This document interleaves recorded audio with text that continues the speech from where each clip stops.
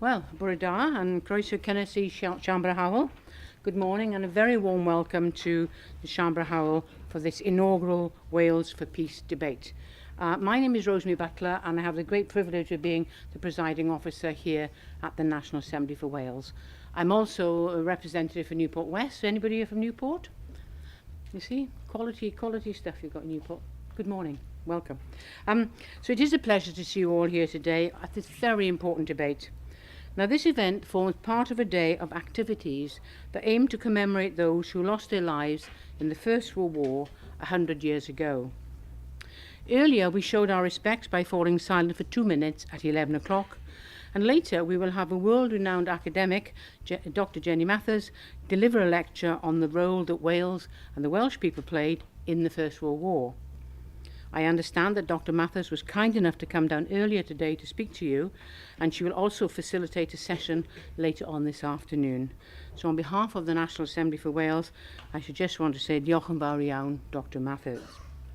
As the presiding officer of the National Assembly for Wales, I am committed to ensuring that we involve young people, such as yourselves, in our commemorative activity, as it is vitally important that you, as our future leaders, understand the courage, toil and sacrifice made by your great-grandparents, or perhaps great-great-grandparents, and my great-grandparents.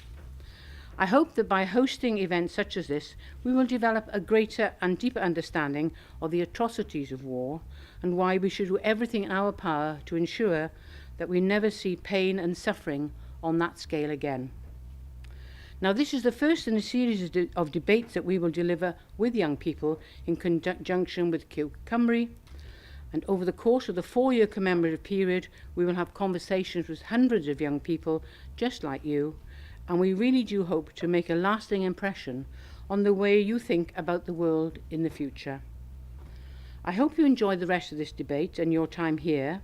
And I hope you will visit us again in the future, possibly as Assembly members, or even as special advisors working here.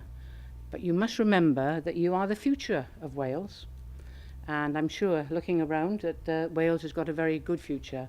So I do believe that you are the creme de la creme. Just remember that you should be here in a few years' time and not me. So I do hope you enjoy the day and you have a lasting impression of what happens here. Diolch yn fawr. Thank you very much. We're going to be looking at, yes, what happened in the First World War and thinking about the impact of the war on people and their families, on soldiers, on countries as well.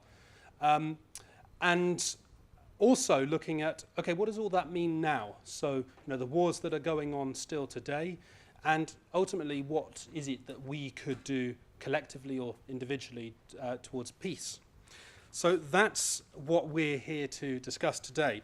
And Dr. Jennifer Mathers, who Rosemary Butler mentioned in her opening speech there, is also, I'm delighted to say, here with us today. Aberystwyth University is one of the partners on the Wales for Peace project. And so I'm delighted that Jenny's here and she's going to give an opening address for you all today. So please welcome her.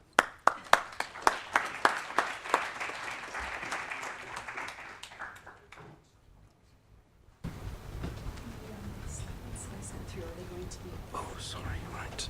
Yes.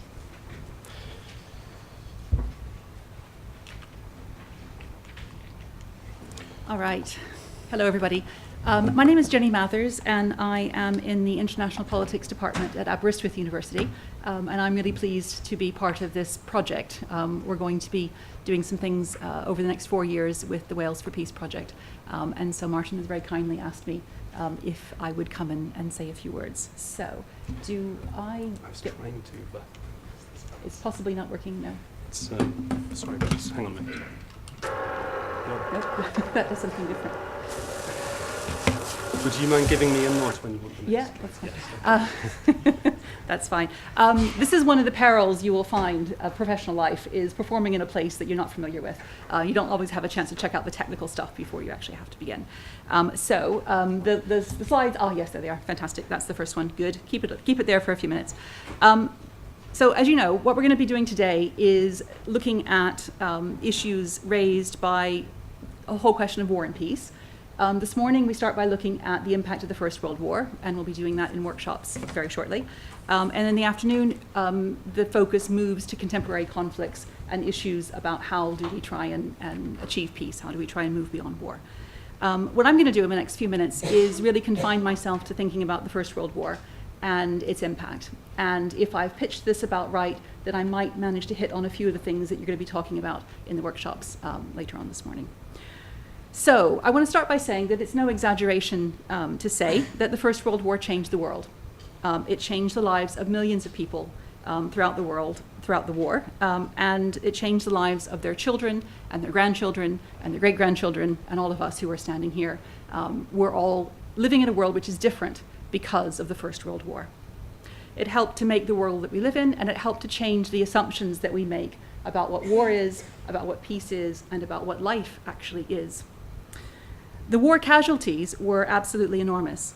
More than 670,000 British soldiers lost their lives as a direct result of war. Some of them were killed immediately in the war. Some of them died as a result of disease or injury later on. That means more than 300,000 children lost their fathers as a result of the war. And that was a huge loss. It affected so many families around the world, so many families in the UK. Millions of soldiers were wounded, often permanently disabled. Now, the war provoked a whole variety of different responses from people who lived at the time. Many ordinary people in Britain responded, at least initially, with patriotic fervor, with nationalism, with the desire to serve their country, come forward, be part of the war effort in some way. This sense of fervor and patriotism really created a lot of dilemmas for those who were trying to work for peace before the war broke out. And it divided a lot of the international movements for peace. It divided the international movement for women's suffrage, for example, which was a huge worldwide movement. And it really split between those who felt that they ought to continue to work for women's suffrage, women's ability to vote and have equal participation in the world, and those who felt actually the most important thing is the war, and we have to support our soldiers and we have to support our countries. So that was an immediate impact of the war straight away. Can you move on to the next slide? There you go, thank you. Now, initially, there was genuine enthusiasm among young men for signing up for military service. And they had the phenomenon of entire communities of young men signing up together. So whole villages would sign up together, whole streets of cities would all go to the recruiting office together, and all the young men would sign up. And very often they ended up serving in the same units together, all right? Now, initially, this might have given them a lot of fellow feeling, and it might have supported them through the difficulties of the war. But what it meant was that when those units came under fire and when they took losses, that a whole village or a whole street might lose all the young men who came from it. So it was hugely devastating, that impact of how the signing up happened in the initial period. The war also created enormous problems, strangely enough, for governments as well as for individuals, particularly how to manage and sustain a war on this scale. Now, it required governments to mobilize people, both into the military and into certain areas of the workforce. And it meant that they started using visual images and posters, like this one, in a very distinctive way. And so one of the things that the First World War marks is this attempt to mobilize the population, to influence what ordinary people think and how they behave through propaganda, we might call it. So if you go to the next one as well. So this one, you can't quite see the beginning. There you go. You can see the top. Okay, this was one way of encouraging or pressuring young men to join the military. Your chums are fighting. Why aren't you? All right, so peer pressure, really pushing people hard. If you want to go on to the next one as well. This was another way of putting pressure on young men to join the army. Women of Britain say go. So not only were your friends fighting, but the women were saying, go and fight. What are you doing staying at home? Go and fight. So again, another way of the government trying to say, we need more soldiers. How are we going to get them? Let's put sort of social pressure on to young men, right? It wasn't just soldiers that the government needed to organize. It was resources, it was the workforce, it was trying to get a lot of weapons and munitions and equipment created and produced very quickly for the war effort. In addition, government struggled with rising expectations of ordinary people in society because the war changed opportunities for people, it changed what they could do, and it changed what they thought they should be able to do. It changed what they thought they were entitled to. And so, for example, the British government had to negotiate with trade unions in ways it hadn't really wanted to, wouldn't have liked to have done, because they had greater power, because they needed that workforce to do certain things. In South Wales, coal miners went on strike because they knew how valuable the coal was that they were mining, and they weren't satisfied with their working conditions and their pay. So it really changed that relationship between society and governments. The war also brought changes that created rising expectations among societies, both during and after the war. For example, people wanted more civil rights, they wanted more individual opportunities, but whole nations wanted independence. And so you saw the breakup of empires, you saw the overturning of social order. For example, in Russia, there was a revolution which fundamentally changed the way that country operated from 1917 onwards. If you go to the next one, please. Now, military service often meant leaving home for the first time for young men. And I want to give you an example of a young Welsh man who left home for the first time to join the armed forces. And that young Welsh man was named Elliot Jenkins. He was the grandfather of my husband. Now, in case you hadn't noticed, I'm not Welsh, I'm American. My husband is Welsh. And his grandfather was born in a very small village in Pembrokeshire, where he lived on a farm. And until he joined the army and went off to fight in the First World War on the Western Front, he had never been more than walking distance away from his family home. He had never lived in an English-speaking environment. He grew up speaking Welsh first. So he essentially learned to speak English fluently once he joined the army. He joined the army. He was lucky he survived, but in the course of participating in a number of very famous battles, he got typhoid. He got appendicitis, so he was extraordinarily lucky to have survived 2 major sort of illnesses.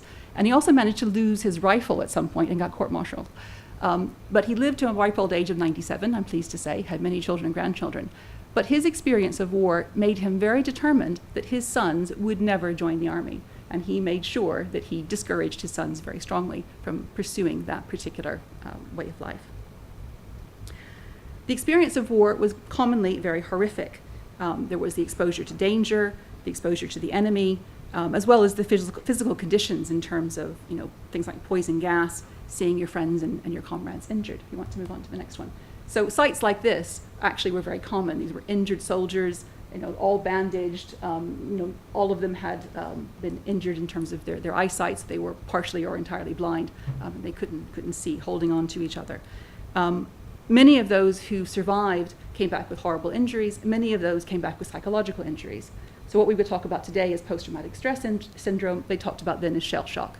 And so you had a whole generation of young men who either died in the war or came back very damaged.